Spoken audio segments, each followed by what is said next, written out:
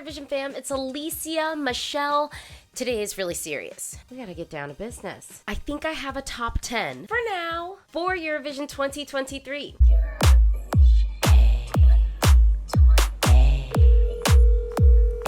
I got a new video. Alesia Michelle. Hey girl. I'm ready to go. How you feeling? Eurovision fam. Are you ready for the show?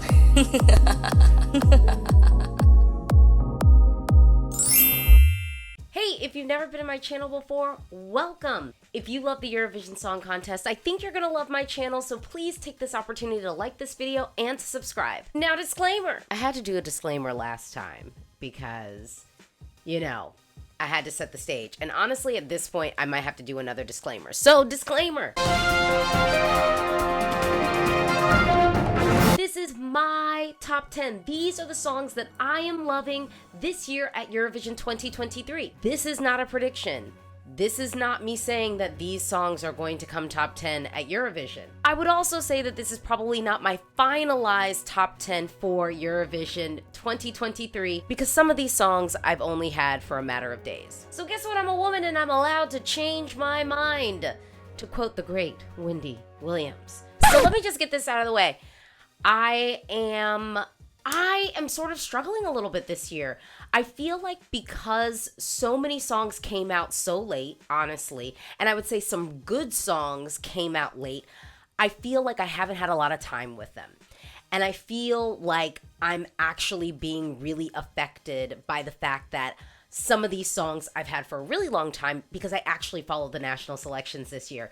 So I don't know, I'm having like a little bit of a challenge because although I enjoyed my national selection season this year and experience overall, I am not liking how it is sort of tainting me going into the song contest. And the thing is, I had this fear before, and so I sort of said, okay, you know, I just want to be happy for whatever wins. And so of course this year I got back into the national selections. And yeah, now I'm just sort of in this weird space of like, as much as I enjoyed my national selection experience, I do feel like it is affecting how I'm looking at some of these songs and judging them. Because some of the songs I've just had for a really long time. So some of them I think I'm just sort of not really featuring that much and not listening to them as much because I've had them for months. Whereas I would say on the other hand, some of the stuff that's like newer, it's kind of like shiny, bright new thing. I'm really, really liking it, but I don't know, maybe I'll get sick of it by the time we get to May. And some of you will say, and I kind of agree with this, you know, so much of Eurovision is based off of what folks' first impression is going to be. And I agree with that because most people aren't following the national selections. They're just receiving the songs and on the night and then willing to be wowed just by what they see. So that's why sometimes it's nice to kind of get into like reaction videos and stuff like that because it might sort of create the scenario that people at home might be experiencing in the semifinals and of course at the grand final. But I don't know, y'all.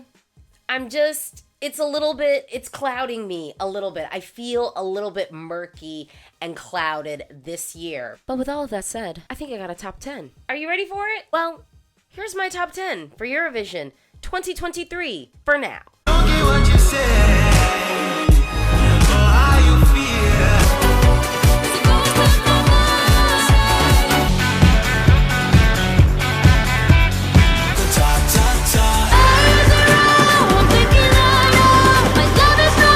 I got some other better plans. I wanna scream and shout. My heart caught in chains. Someone just I just wanna sleep forever.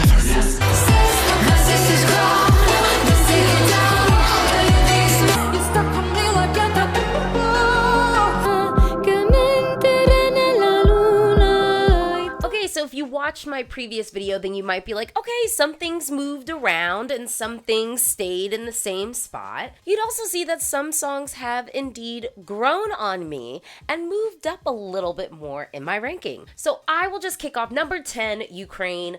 I've been loving the song. It's not like they did anything that made me like it less because it has gone down for me, I guess, in my top 10.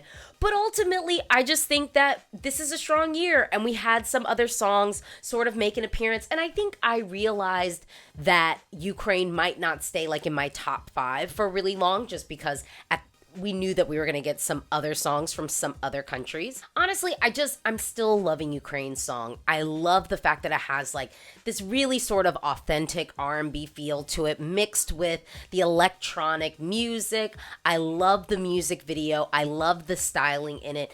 And we know that live, this is just going to deliver. It's just going to deliver on the stage. And so maybe Ukraine has an opportunity to tick up for me on my list where other songs might tumble down if we begin to start seeing live performances. Like, that's possible.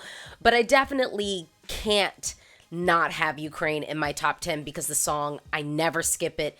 It's not gotten old for me.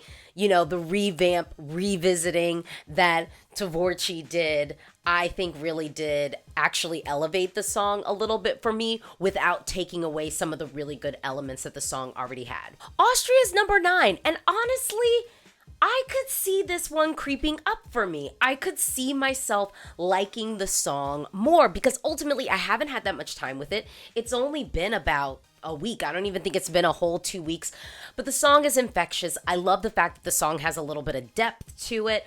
I do think that on stage it's gonna sound good, but I am curious how they decide to bring it to life. But in the meantime, I'm loving the song. It's so catchy. And again, I love the fact that there actually is a little bit of depth to this song. In number 8 position, it's Slovenia, and I'm happy to have Slovenia in my top 10. I don't see Slovenia leaving my top 10. I just don't see a way where it gets bumped out. It's possible, I guess, but I've just been loving this song, and I will say I've been working on my Slovenian. I've been working on it so that I can sing it properly. I've been looking at the words and, really listening to the words because I'm just loving this. I love the fact that it has that throwback feel, but it still has like a little bit of freshness to it. I love the charisma of the guys, the way that they sell this performance. Like when they have the live performance, the live video of the song, I love it. I love that everyone in the band sort of gets a moment to shine, and I love that we get to see their personality on display. I just really, really love this track, and when I'm listening to all the songs that we have for Eurovision 2023, this one stands out. And again, it's one of the earlier songs we've had, and it's just had staying power for me. In number 7 position, it's Finland. I liked the song when I first heard it. I really like the way that they staged it at UMK, but I will also say I think that they are going to mix up the staging when we get to Liverpool. I think that the Finnish broadcaster is creative. They're like, okay, we've got that performance in the can, great. Now we have the opportunity to maybe revisit it, tweak some things. This song is good. And, when we talk about Finland possibly having an opportunity to win at Eurovision, I don't think that it's just because, obviously, I think that this is winning the televote. I think it'll cakewalk the televote personally. I don't know. Like, there are some contenders that could shake it down, but I really think that this is going to take top honors with the televote. And I just don't see juries burying it. I see some juries having this top 5. I'm not saying that this is a jury winner, but I could see a couple of juries having this top 5, and then maybe we could be having a conversation about winner potential. I don't know if Finland is our winner, but I really wouldn't hate it if they won with this song. 6, making its debut, it's Georgia. Now, I'll tell y'all, I really wish this song was about something. I wish that these lyrics were more coherent. I wish that we were getting a narrative piece. But I will tell you, I am feeling the drama. I loved the styling. I'm loving the vocal. Obviously, we haven't had a live performance from this, but of course, we know that our vocalist can sing live. So honestly, Georgia, I think, is probably going to be coming top 10 at Eurovision this year. I think we can go on and prepare ourselves for this. I just like how the song hits. It's impactful. And again, I'm like, girl, I don't really know what you're talking about. You're really singing about nothing. But you sound good and you look good doing it. How about that? In number 5th position for me, it's Armenia. I love the hook.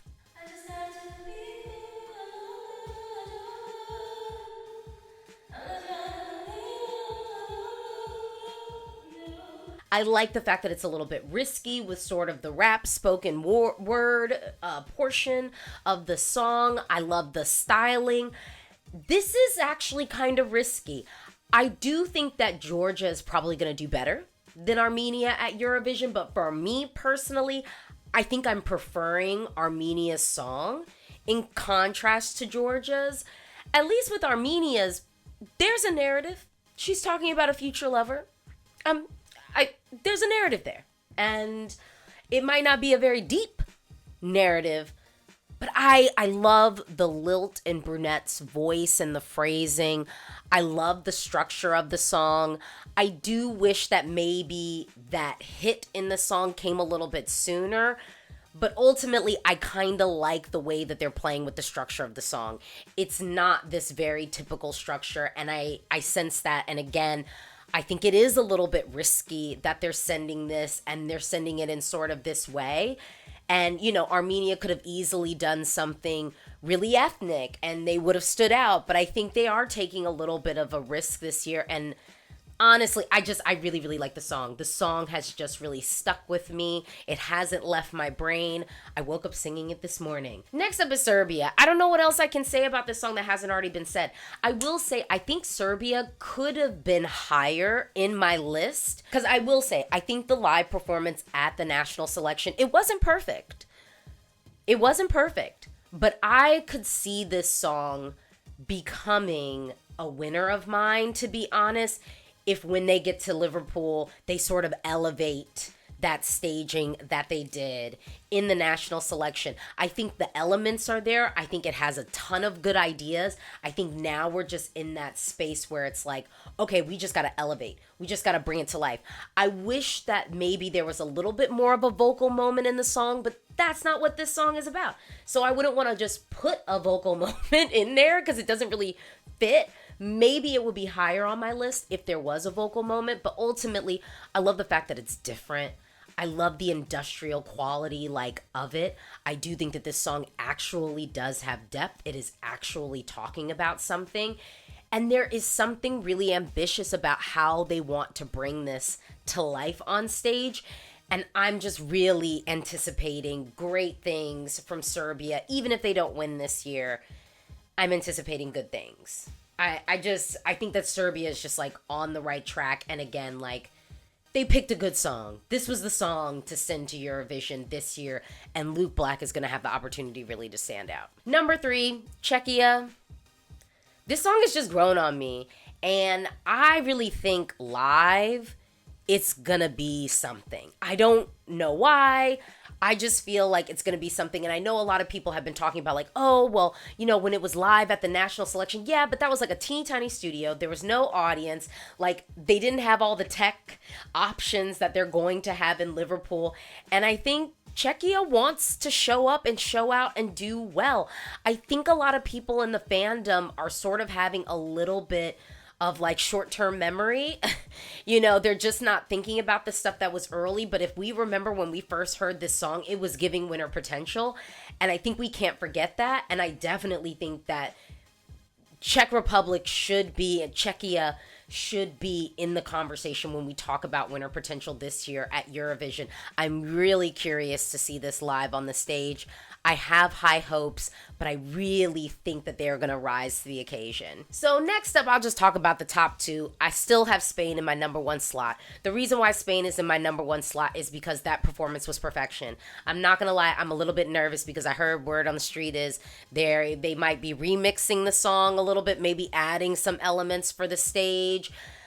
I'm a little bit if it ain't broke, don't fix it. I don't think that there was anything really wrong with it, but perhaps they are going to rejigger this to make it maybe more accessible for some of the people that were naysayers. Again, Spain is just doing something different. It's ambitious. And again, the way that it was brought to life on the stage, perfection. I wouldn't change anything with it. Conversely, I've got Sweden in my number 2 slot. The reason why Sweden is not in my number 1 slot, honestly, is just because they're really not doing anything new.